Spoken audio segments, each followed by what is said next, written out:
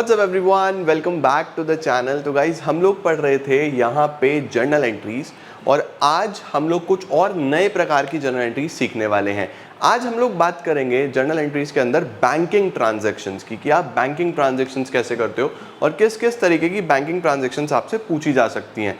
तो this is a new step towards your chapter और हम और चीज़ें देखने वाले हैं, आज नई सीखने वाले हैं। तो आइए जल्दी से शुरू करते हैं और देखते हैं बैंकिंग ट्रांजैक्शंस में किस प्रकार की जर्नल एंट्रीज आती हैं। चलिए लेट्स बिगिन।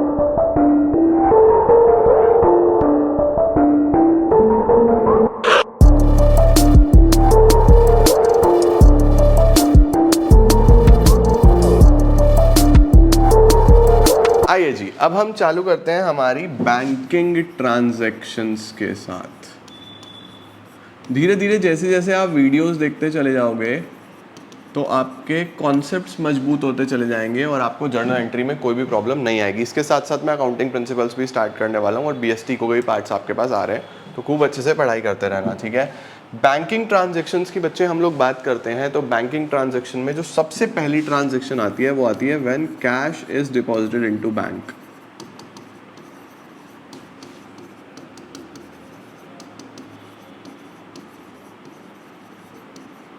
ठीक है, when cash is deposited into bank. अब जब हम रूल्स की बात करते हैं तो आपने रूल्स ऑलरेडी पढ़े हुए हैं। सबसे पहला होता है डेबिट व्हाट कम्स इन, उसके बाद क्रेडिट व्हाट गोज आउट, उसके बाद debit the receiver, credit the giver, तीसरा वाला debit all expenses and losses and credit all incomes and gains. तो हमारे पास ये बेसिक रूल्स हैं जो यहाँ पे देखने को मिलते हैं। सबसे पहले when cash is deposited into bank, cash कहाँ पे जमा हुआ? बैंक में जमा हुआ। तो हम कैसे स्टार्ट करेंगे? Will start with debit what comes in. कुछ आ रहा है क्या? हमारे पास कुछ आ तो रही नहीं है। डेबिट द रिसीवर, क्या बैंक एक अपने आप में पर्सन है? Bank is the receiver, bank के पास पैसा जा रहा है तो हम लोग यहाँ पे देखेंगे बैंक अकाउंट डेबिट, ठीक है। And credit what goes out, credit का पहला ही नियम आपके पास से क्या जा रहा है? आपके पास से कैश जा रहा है तो एंट्री बनती है bank account debit to cash account. यहाँ पे नरेशन सेम आ जाएगी, being cash deposited into bank. तो देखो बहुत बेसिक सा जर्नल है। तो हम नेक्स्ट पे चलते हैं, ठीक है। नेक्स्ट क्या है हमारे पास? Number 2, when cash is withdrawn from bank. ये इसका जस्ट रिवर्स है। ऊपर आपने पैसा जमा किया था, ये आपने बैंक से निकाला है। कैश आपने बैंक से विड्रॉ कर लिया तो डेबिट व्हाट कम्स इन क्या आ रहा है आपके पास? जो भी आ रहा है उसको डेबिट कर दो। कैश आ रहा है आपके पास, व्हाट कम्स इन क्या आ रहा है? कैश आ रहा है, तो आप लिखोगे cash account debit. Credit what goes out, कुछ जा रहा है? जा तो रहा नहीं है कुछ हमारे पास से। क्रेडिट द गिवर, गिवर कौन है? अब क्रेडिट का गिवर है बैंक, तो हमारे पास आएगा टू बैंक अकाउंट। तो एंट्री बनी cash account debit to bank account. देखो बेसिक्स के साथ चलो, बेसिक्स को बिल्कुल मत भूलो, रूल्स पे चलते रहोगे आपको जर्नल में कोई समस्या नहीं आएगी। तो क्या चला? बैंक टू कैश जमा करने की, कैश टू बैंक हमारे पास आ गई विड्रॉ करने की, ठीक है। नंबर 3 आता है when cheque is received from a customer. जब आपको एक चेक रिसीव होगा कस्टमर से। बच्चे अगर आपको चेक रिसीव हुआ तो रूल क्या है? जो भी आया है उसको डेबिट कर दो। डेबिट व्हाट कम्स इन, क्या आ रहा है हमारे पास? चेक आ रहा है, तो हम लोग क्या लिखते हैं? हम लोग लिखते हैं चेक अकाउंट डेबिट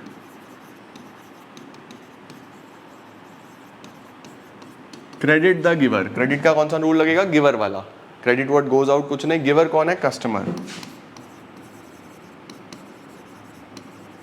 तो cheque in hand account debit to customer, ठीक है। ये हम सीधा सीधा लिख देते हैं। नंबर 4, व्हेन चेक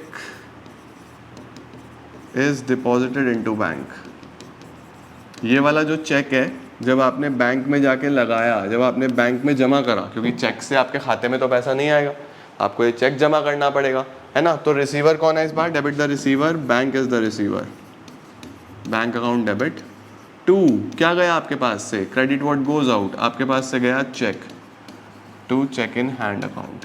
यही एंट्री आ गई। जब चेक जमा होता है तो हम लोग एंट्री करते हैं bank account debit to cheque in hand account, ठीक है, परफेक्ट। अब देखो बच्चे, इसके अंदर ना एक एक्सेप्शन है, एक चीज़ याद रखना, अगर आपके पास चेक आया और इमीडिएटली जमा हो गया, यानी इन दो एंट्रीज की एक एंट्री, चेक देखो यहाँ पे चेक आया था, जमा नहीं हुआ था, जमा अगले दिन हुआ, मैं बोल रहा हूँ चेक आया और इमीडिएटली जमा हो गया, फिर एंट्री चेंज हो जाती है, सही है, यहाँ पे ध्यान देना।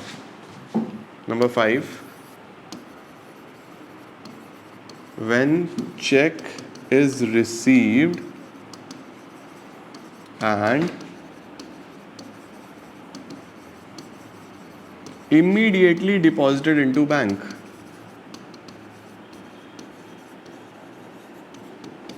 आपके पास चेक आया और आपने इमीडिएटली बैंक में जमा कर दिया, तो इस केस में आप क्या करते हो, इस केस में आप सीधा बैंक अकाउंट डेबिट करते हो। बैंक इज द रिसीवर और किसने दिया, कस्टमर ने दिया, कस्टमर इज द गिवर, तो bank account debit to customer यहाँ पे सीधा सीधा आ जाता है, क्योंकि चेक आपके पास एक हाथ से आया, दूसरे हाथ से चला गया, चेक आपके पास रुका ही नहीं, तो दो एंट्री क्यों करनी है ना। पहले क्या हुआ था, बस चेक आया था तो हमने चेक आने की एंट्री कर दी, cheque account debit to customer, जमा करा तो bank debit to cheque in hand. अभी चेक आया और इमीडिएटली चला भी गया, तो चेक से आपको कोई मतलब नहीं है, आप बोलो सीधा बैंक में पैसा आया, किसने दिया, कस्टमर ने दिया, तो एंट्री बनती है bank account debit to customer. तो यहाँ पे काफ़ी कंफ्यूजन होता है, इसको ध्यान से देखना, ये तीनों एक साथ चलती हैं। अगर सेम डे डिपॉजिट हुआ है तो ये एंट्री बनेगी, अलग अलग है तो ऊपर वाली दो एंट्रीज बन जाएंगी आपके पास। परफेक्ट हो गया, सही है, ऑल राइट, बढ़िया। अब कई बार क्या होता है बेटा जी, कई बार होता है कि आपने चेक जमा करा बैंक में और वो बाउंस हो गया, बाउंस का मतलब डिसऑनर हो गया, सामने वाले ने आपको चेक दिया लेकिन उसके खाते में पैसा नहीं था, उसने सिर्फ आपको वैसे ही दे दिया, बेवकूफ़ बना दिया, पैसा था नहीं उसके खाते में, तो उसको बोलते हैं चेक डिसऑनर होना, ठीक है, तो उसको क्या बोलते हैं, चेक डिसऑनर होना, चेक इज डिसऑनर्ड,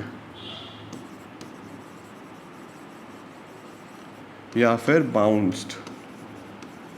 अगर चेक डिसऑनर या बाउंस हो जाए तो क्या करो, इसको रिवर्स कर दो, पैसा आने की एंट्री क्या कर दी, बैंक टू कस्टमर, अगर बाउंस हो जाए तो जस्ट कैंसिल आउट, इस एंट्री को कैंसिल करो, हम बोलेंगे कस्टमर्स अकाउंट डेबिट या customer debit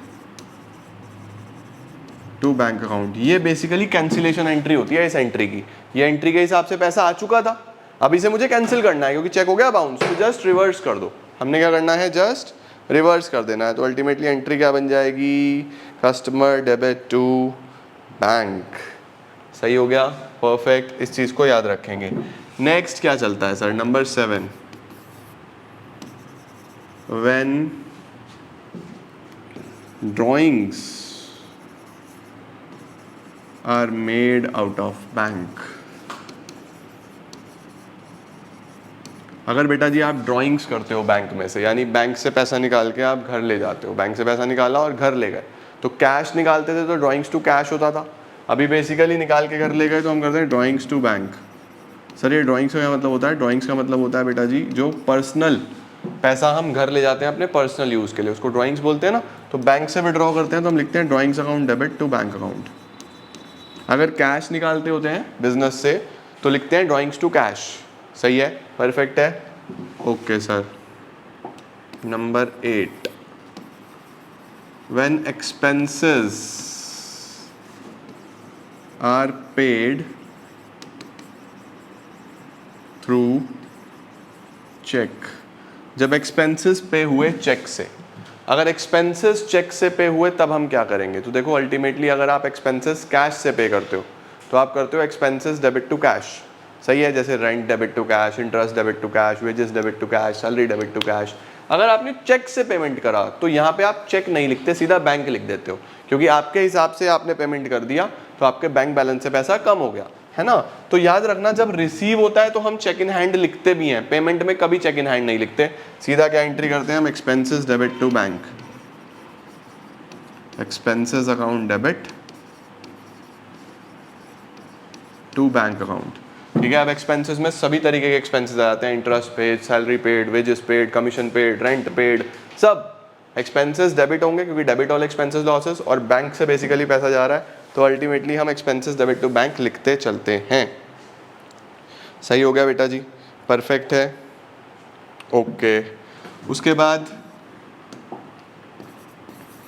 when a creditor is paid through check.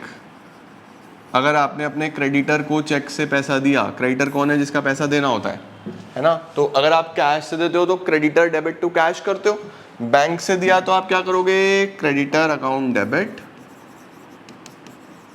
या क्रेडिटर डेबिट टू बैंक।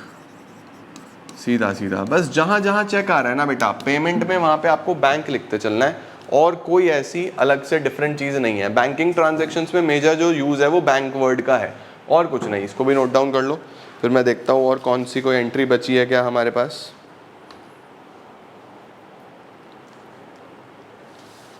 बिल्कुल सही है जी। Number 10, when interest is charged by bank. जब बैंक ने हमारे से क्या चार्ज किया? बैंक ने हमारे से इंटरेस्ट चार्ज किया, ठीक है। When interest is charge by bank, इसका मतलब होता है कि हमारे से इंटरेस्ट लिया गया है। तो अगर बैंक ने हमारे से इंटरेस्ट लिया तो हमारे लिए इंटरेस्ट एक खर्चा है, डेबिट ऑल एक्सपेंसेस। तो हम करेंगे interest account debit to bank account, debit all expenses and losses, और बैंक से पैसा कट गया, ठीक है। Number 11, when interest is received in bank. जब हमारे पास बेसिकली इंटरेस्ट रिसीव हो गया हमारे बैंक में, जैसे हमने पैसा वैसा जमा करा हुआ है तो उस पर हमें इंटरेस्ट मिलता भी तो है, उस केस में हमारे बैंक में पैसा आएगा तो हम लिखेंगे bank account debit to interest.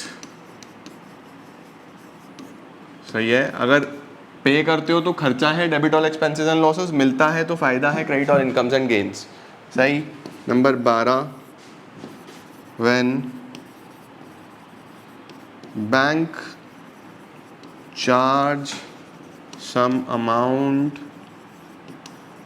For its services. अब आपको पता है ना बैंक अपनी सर्विसेज के लिए हमारे से कुछ पैसा काट लेता है, जैसे एटीएम के लिए, एसएमएस चार्जेस, और भी पता नहीं छोटी मोटी क्रेडिट कार्ड के लिए बैंक हमारे से चार्जेस लेता है। उसको हम क्या बोलते हैं बेटा जी? उसको बोलते हैं बैंक चार्जेस, राइट। तो बैंक चार्जेस फिर से आपके लिए एक्सपेंस है।